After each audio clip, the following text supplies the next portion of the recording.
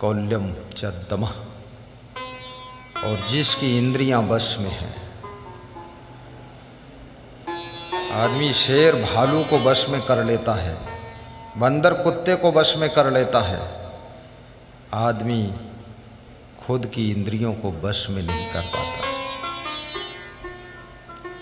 जो स्वयं की इंद्रियों को वश में कर लेता है वह व्यक्ति विशेष महत्वपूर्ण हो जाता है, क्योंकि ये चंचल इंद्रियां आपको महान बनने में बाधा डालती है।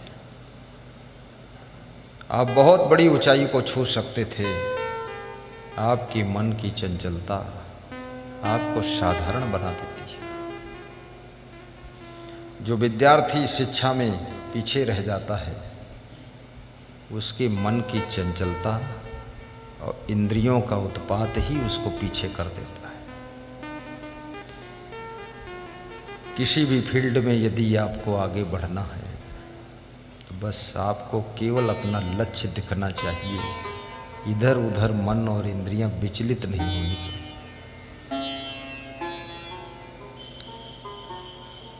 कृष्ण ने अर्जुन से पूछा कि अर्जुन तुम्हें क्या दिख रहा है?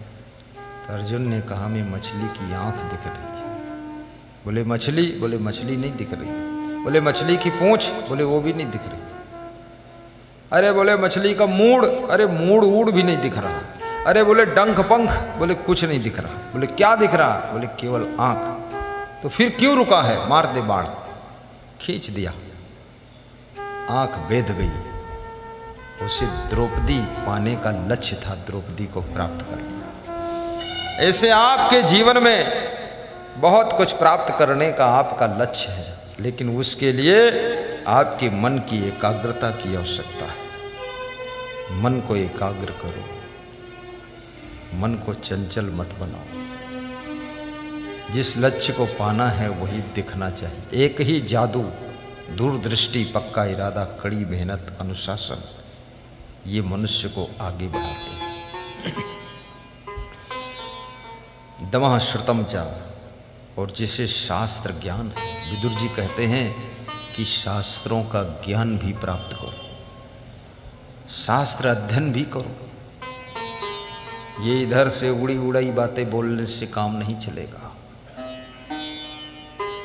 कोई नेता जब स्टेज पर भाषण करता है, यदि ढंग से सही तरीके से एक दो श्लोक बोल दे और उसका अर्थ भी बताए तो उसके भाषण में 4 चांद लग जाते हैं। भाषण का श्रृंगार हो जाता है। और यदि उसमें 2 पंक्तियां वो गा भी दे तो भाषण जो है आभूषण बन जाता है।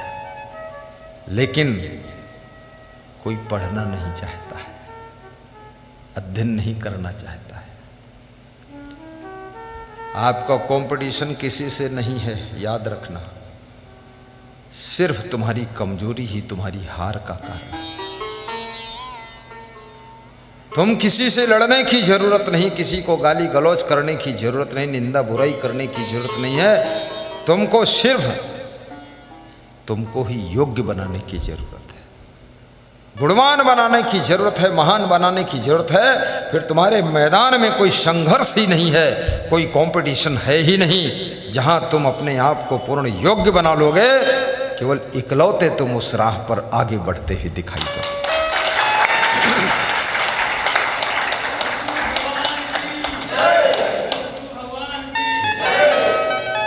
मैं कई प्रदेशों में प्रचार करने गया, सत्संग करने गया,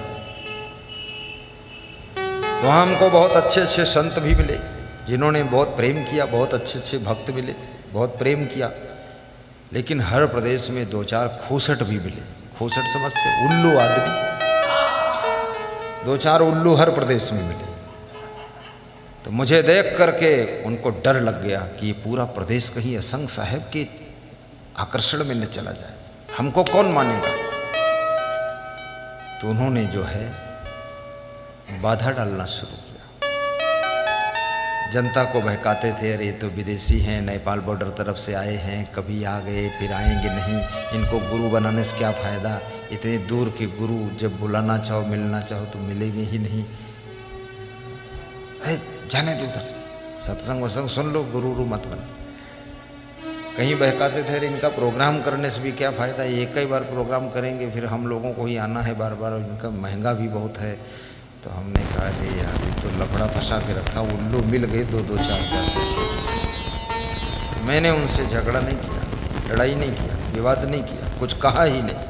मैंने क्या किया, बस एक ही काम किया, स्वयं को ठीक किया, स्वयं को योग्य बनाया, बिल्कुल फोर्स के साथ एंट्री किया उनके प्रदेशों में, एक ही बार में सब सफाया।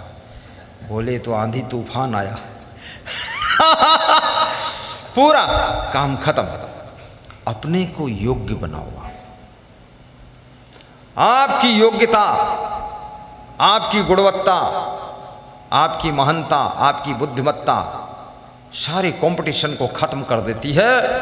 केवल अकेले राह पर तुम आगे बढ़ते हुए दिखाई देते हो और मंजिल तुम्हारी तरफ आना शुरू हो जाती है। तुम इधर से जा रहे हो मंजिल के पास और मंजिल आ रही तुम्हारे पास, और दोनों का बीच में मिलन हो जाता है और वहीं से शुरू होता है पूरा विकास।